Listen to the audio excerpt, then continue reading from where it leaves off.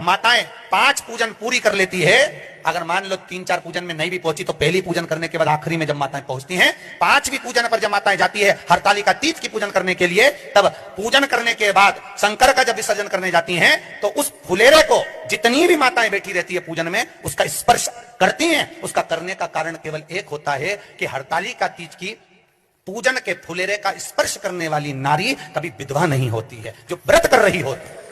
उस फुलेरे को खोलते समय उसका स्पर्श होना चाहिए, उसको छूना चाहिए।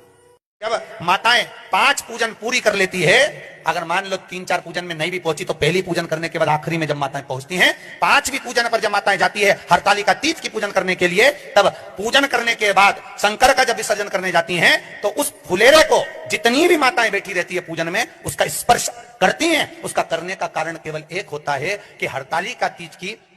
पूजन के फुलेरे का स्पर्श करने वाली नारी कभी विधवा नहीं होती है, जो व्रत कर रही होती है।